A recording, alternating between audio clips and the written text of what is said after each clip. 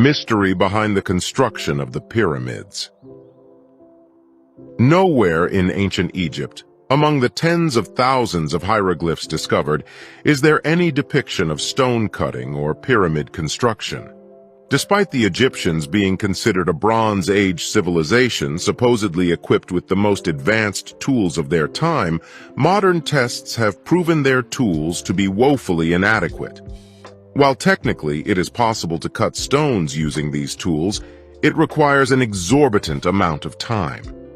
Egypt boasts an impressive count of 118 pyramids, although many people tend to overlook this fact and only focus on the famous trio in Giza. If these pyramids were indeed intended as tombs for the pharaohs, they were allegedly constructed in a chronological order within a specific time frame. This means that over the course of ancient Egypt's history, at least 50 million stones would have needed to be cut using methods that could barely manage an inch of progress per. The ancient texts of the region frequently reference another group of divine beings known as the Igigi. While the exact relationship between the Anunnaki and the Igigi remains uncertain, their names are sometimes used interchangeably. An example from the Atrahasis flood epic portrays the Igigi as the sixth generation of gods who were assigned the laborious task of excavating irrigation trenches and canals for the Anunnaki. However, the Igigi eventually rebelled after enduring 40 days of strenuous toil and were subsequently replaced by the creation of human beings. Generally, the Anunnaki are regarded as more powerful, while the Igigi are considered lesser deities or laborer-type gods. It is important to note that neither the Anunnaki nor the Igigi are believed to have originated on planet Earth. One may wonder if there is any evidence to suggest that these gods, now identified as the same deities mentioned in biblical texts, such as early Christian scriptures in the Hebrew Bible, continue to exist on Earth today. A lot of the structures in Egypt during the dynastic era predated its start, and thus were inherited. Many of these ancient and massive structures existed before the Mayans arrived in Mexico, particularly at the Teotihuacan complex, which mirrors the Giza Plateau with its 3 pyramids aligning with Orion. The Mayans themselves acknowledged their inheritance rather than claiming to have built these structures. This fact is even taught in universities. In fact, the Mayans were unaware of the builder's identity, so they named the structures Teotihuacan. However, ancient texts reveal the true builders. It was the Atlantean ruler of ancient Egypt who left due to his conflict with his brother Marduk, as mentioned in the Bible. The Egyptians referred to Marduk as well, and this is why people say Amen at the end of prayers, as it signifies the acknowledgement of Marduk's authority. Marduk migrated to Mesoamerica, taking a group of people with him, and they initiated and constructed the civilization. All the evidence supporting this is available in ancient tablets. Egyptians told of a time gods walked the earth? The ancient Egyptians possess a rich heritage that they proudly acknowledge.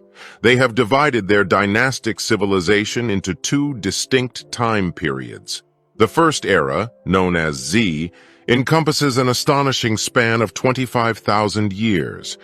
During this period, the gods themselves supposedly walked among mortals, exhibiting extraordinary mystical powers. These deities were later revered and worshipped within the Egyptian pantheon. Following the departure of these divine beings, a new era known as the Sho, or the followers of Horus, emerged.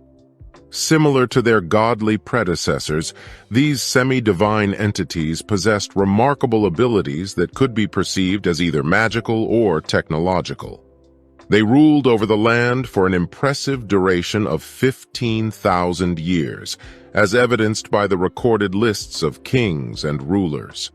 However, it is the scholarly community that establishes a demarcation point at the reign of King Menes, the first ruler of the First Dynasty.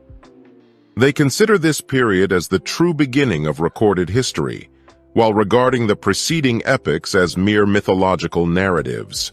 Tartaria mud flood theory.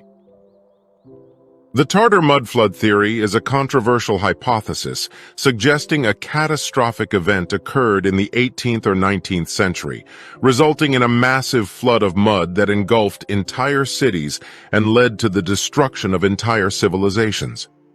According to this theory, Tartar, once a powerful empire covering a significant part of the Eurasian continent, was decimated by this event, deliberately expunging its existence from historical records by the ruling elite. Proponents of the Tartar mud flood theory highlight various pieces of evidence to support their claims. One significant piece is the presence of enigmatic buildings and structures worldwide, seemingly predating the officially recognized timeline of human history. These structures, known as megaliths, often consist of large stone blocks that would have been technologically challenging to transport and construct at the time. Proponents argue that the construction techniques employed in these buildings indicate the existence of an advanced civilization that was obliterated by the mud flood. Furthermore, proponents point to peculiar architectural features found in numerous ancient buildings in Europe and other regions.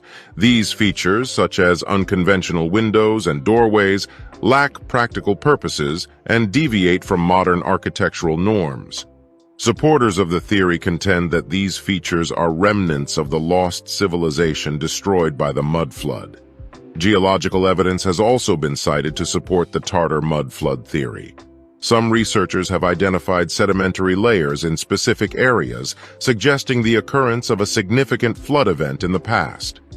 Additionally, soil samples from various parts of the world allegedly contain abnormally high levels of substances like iridium, typically associated with meteor impacts or other catastrophic incidents. Proponents argue that the mainstream scientific community has either disregarded or purposefully suppressed this evidence to maintain the existing paradigm and avoid acknowledging the possibility of an advanced civilization wiped out by a natural disaster. Moreover, proponents contend that the ruling elite deliberately expunged Tari's memory from history to retain their power and control over the population.